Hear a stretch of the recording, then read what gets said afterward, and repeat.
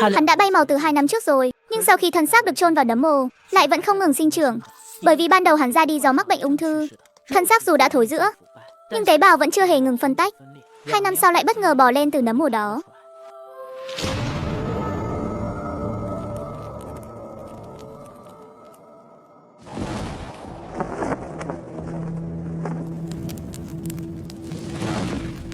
Là xe quân sự. Hắn lập tức trở nên do dự, dính dáng đến quân đội và chính phủ. Với thân phận hiện tại của mình, liệu hắn có nên chuốc lấy rắc rối này không? Hắn bị người này lôi mạnh một cái, lập tức mất thăng bằng.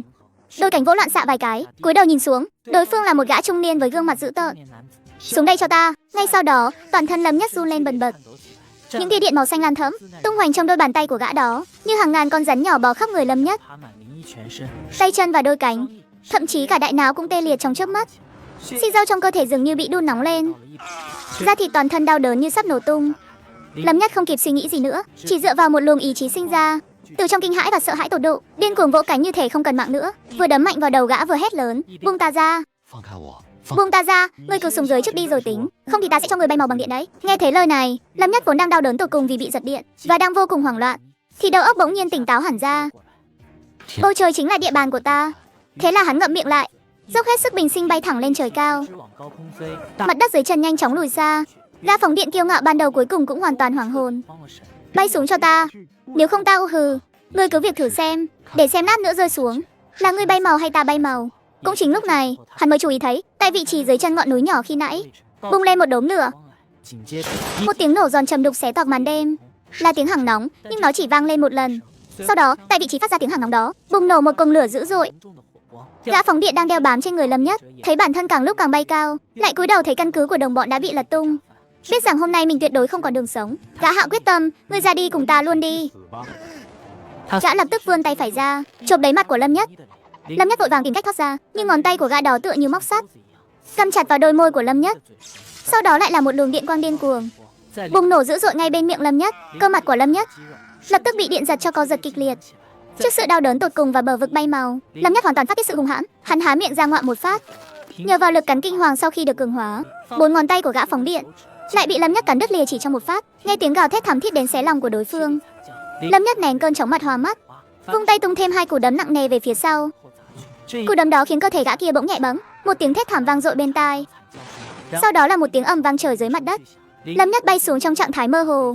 Hắn cố gắng lắc lắc cái đầu đang choáng váng, định thần nhìn kỹ, thì phát hiện trong lúc vô thức, hắn đã hạ xuống ngay trên đầu 3 chiếc xe tải quân sự hạng nặng. Ngay sau đó, một bóng đen như của pháo đại bắn vọt lên từ phía mặt đất.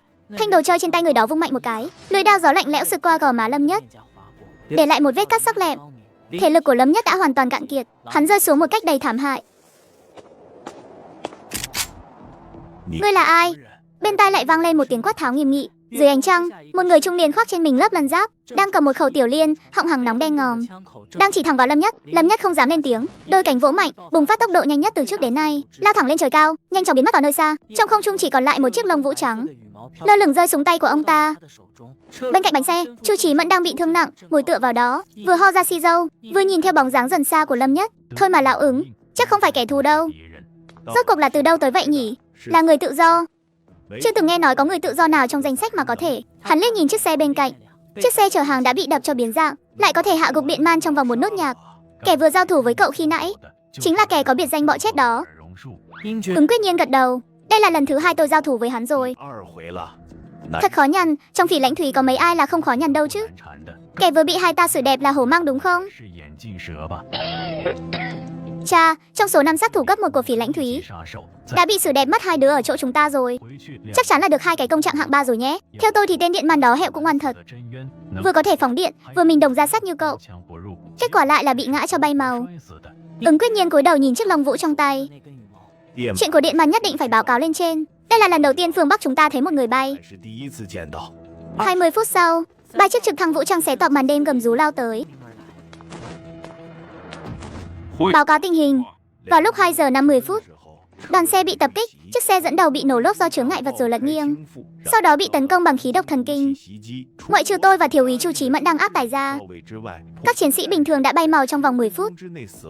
Trong thời gian đó, đã xuất hiện một người bay không rõ danh tính, đã hạ gục người mang huyết thống cấp bi đến điện man từ trên cao.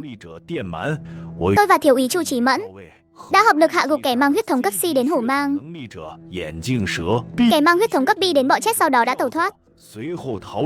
Chúng tôi không đủ sức truy kích. Đới Bình Thừa nhìn cấp dưới đang bị thương chảy xi dâu, vừa định cho họ nghỉ ngơi tại chỗ thì một người đột biến từ phía sau, vội vàng bước tới với vẻ mặt hốt hoảng, đưa chiếc điện thoại đến trước mặt ông ta. Cục trưởng, điện thoại khẩn cấp từ tổng bộ, đã xảy ra chuyện lớn rồi. Đới Bình Thừa giật lấy điện thoại áp vào tai. 3 giây sau, ông ta nghiêm mặt quay sang ứng Quyết Nhiên và Chu Chí Mẫn. Còn chiến đấu được không? Hai người sững sờ một lát rồi gật đầu. Không vấn đề. Đới Bình Thừa thở dài. Tốt lắm. Theo tôi lên máy bay. Đoàn xe số 3 cũng gặp chuyện rồi. Cánh quạt trực thăng lại bắt đầu quay tít, phát ra tiếng gầm rú cực lớn. Cục trưởng, đoàn xe số 3 bị sao vậy à? Đoàn xe số 3 chở Adam cũng đã bị tập kích rồi. 6 đặc vụ cao cấp và hơn 40 chiến sĩ. Toàn bộ đã đăng xuất khi đang làm nhiệm vụ. Cái gì? Ai mà có bản lĩnh lớn như vậy chứ? Kẻ tấn công cũng là sát thủ của Phỉ Lãnh Thúy. Biệt hiệu là Diệp Uyên. Chu Chí Mẫn cau mày. Diệp Uyên, bà chủ của Phỉ Lãnh Thúy sao? Phen này rắc rối to rồi.